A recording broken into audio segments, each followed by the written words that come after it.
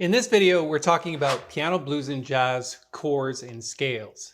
My name is Paul Tobey from jazzmental.com, and this is the fourth video in our playlist on free jazz piano lessons here in YouTube. If you've missed video 2, please refer back to that because in that video, we talk about the piano voicings for common 2-5-1 progressions.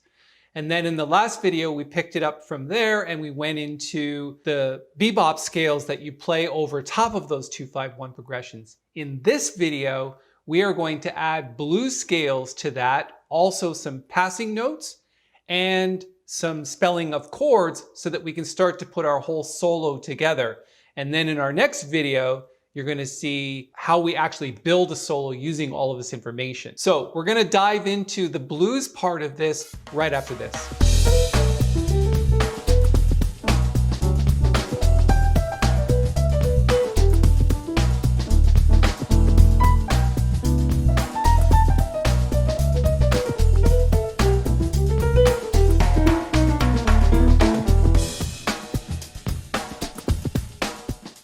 So in this video, we're talking about adding the blues scale on top of our bebop scales that we learned in the last video. And again, if you haven't been paying attention to this playlist, please go to the first 3 videos of the playlist and do some review. So let's take a look at the piece of music that I've created here. And the very first notes that you see is actually the blues scale built in F major. So you can see the F7 chord and the blues scale is literally 1, flat 3, 4, flat 5, 5, flat 7, like this. And again, you can see that that's the first few notes of the actual solo. One of the things that I should point out in this is an actual exercise. It's not really a solo per se. We're going to get into that in the next video, but for now, let's just use it as an exercise, and I'm going to tell you what each of the different sections means. So it's a simple blues for jazz. Well, maybe not that simple, but the chord progression is a fairly common chord progression in jazz, and it is in the key of F. So the first thing you'll see is, like I said, the blues scale. And then over the B flat 7, we're immediately going to switch to the bebop scale over 7th chords that we learned in the last video, and only the last part of it. So the whole bebop scale is this. But because we're already up here, we're going to continue with the bebop scale, only the top part. And that part is just passing notes.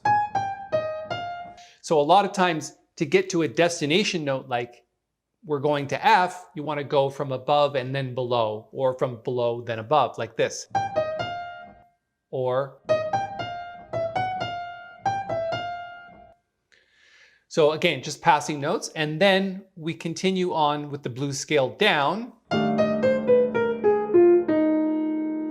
And then this first 2 eighth notes of that bar is just where bebop comes from. That's where the actual name comes from. So bebop means one end, bebop.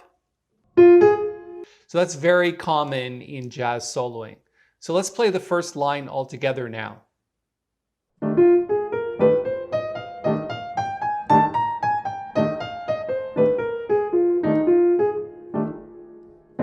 So it kind of sounds okay. Not the greatest solo, but again, it's an exercise to show you how soloing is put together. And then when we get to the B flat 7 chord, it's. So all that is just the actual chord.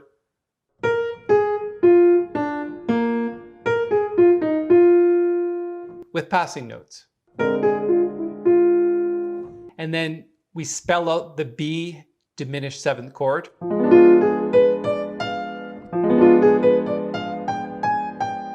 And at the top is just passing notes. And then we get back to the F7 chord, and again at the top we're playing the bebop scale. So the bebop scale is this. and we're catching the top part of it.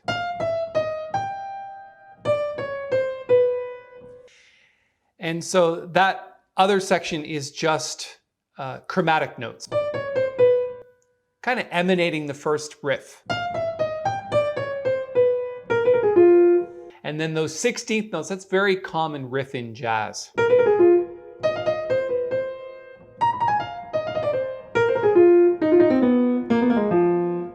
And then in the G minor chord, we're going to spell out the chord. That's a very common sound in jazz. So we're actually spelling the chord 3, 5, 7, 9. And then we're approaching it just with a semitone before that.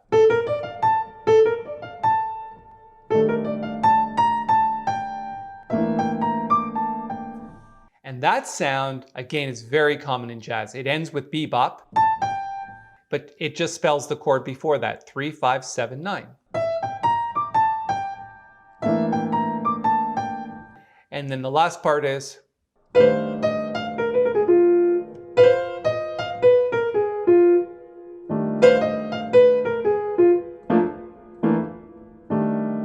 and then your turnaround, which is 1, 6, 2, 5.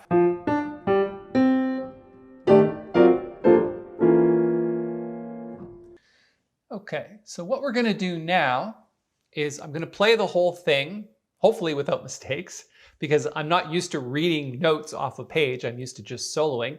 And then when I get done with it, I'll continue on with the solo, maybe for a chorus or two, to give you the feeling of how it's all put together in an actual solo.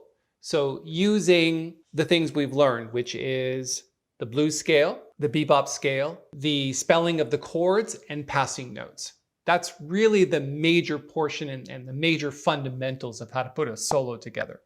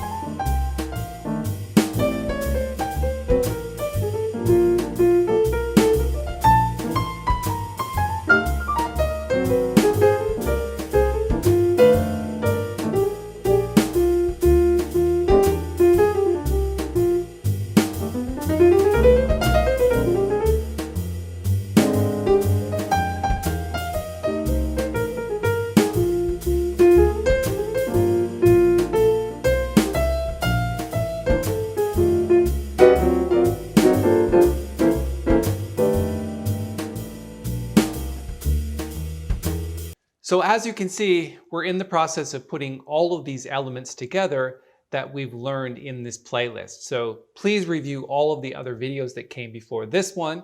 And when you get to this one, you can see that we're putting in our blues scales, our bebop scales, our passing notes, and we're spelling out the chords with our voicings, and we're also comping with the left hand. So it's a great exercise. I'm going to put a link below for you to download this exercise so that you can practice it. Again, it's not the greatest solo, but it's not meant to be. It's meant to be a good practice session to know where the chords and scales come from.